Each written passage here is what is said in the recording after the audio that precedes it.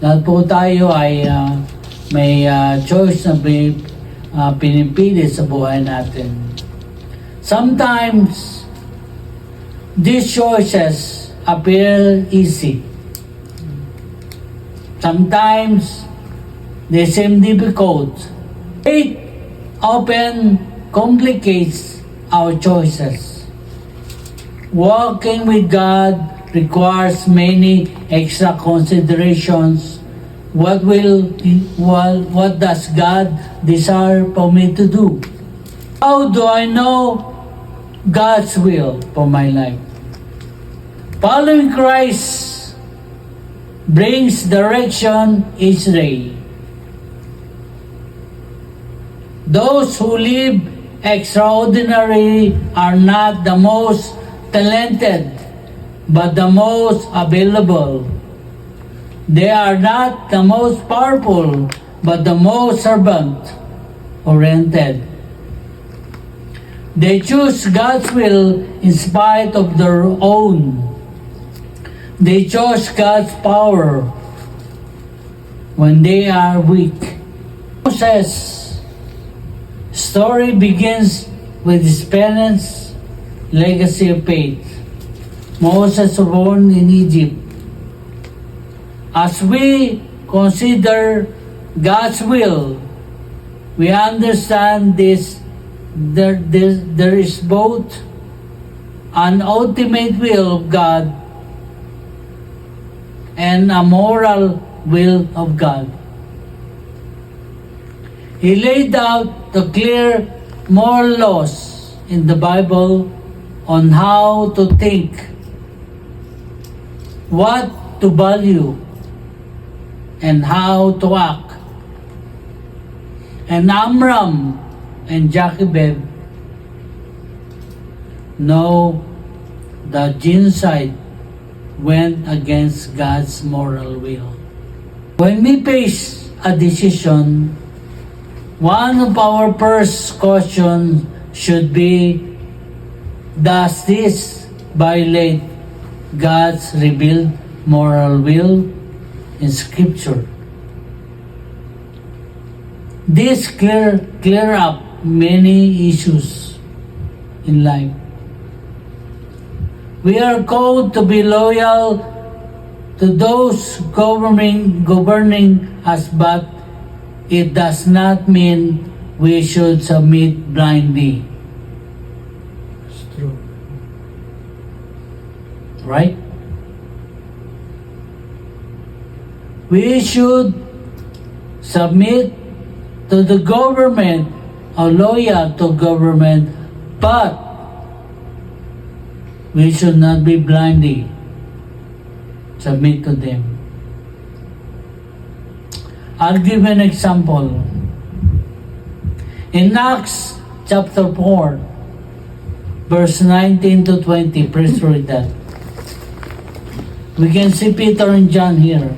Acts chapter 4, verse 19 and 20. Yep.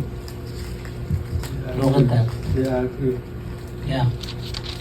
Peter and John, Acts chapter 4, 19 and 20. Please. John answered and said to them, whether it is right in the sight of God to give heed to you rather than to God, you be the judge.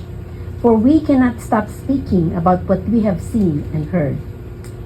When they had threatened them further, they let them go, finding no basis on which punish them. An account of the people, because they were all glorifying God for what had happened. For the man was more than 40 years old, on whom this miracle of healing had been performed. Stop. What happened here? Peter and John said that it's better to obey God than men. You know Shadrach, Meshach, and Abednego? Know them? Meshach, Shadrach, and Abednego. In Daniel, they they were commanded to worship the image that the king has erected, but they refused. In Daniel chapter 3, verse 18, Even if he does not, we want you to know, Your Majesty, that we will not serve your gods or worship the image of gold you have set up. they refused to worship their God. In Luke chapter 12, verse 4 and 5, Jesus answered, It is written, Man shall not live on bread alone. The devil led him up to a high place and showed him in an instant all the kingdoms of the world. based on what we have read, do not fear anyone except God. Do not fear anyone except God. Do not fear any person except God. Entrusted him to God. All they could do was wait, hope, and pray. Then God did own amazing thing. The basket was floated to the place where Pharaoh's daughter bathed. She looked in the basket's direction and took notice. Sending her slave to get the basket, she discovered a beautiful child named Moses. Thoughts of their faith in God. Moses' life went good.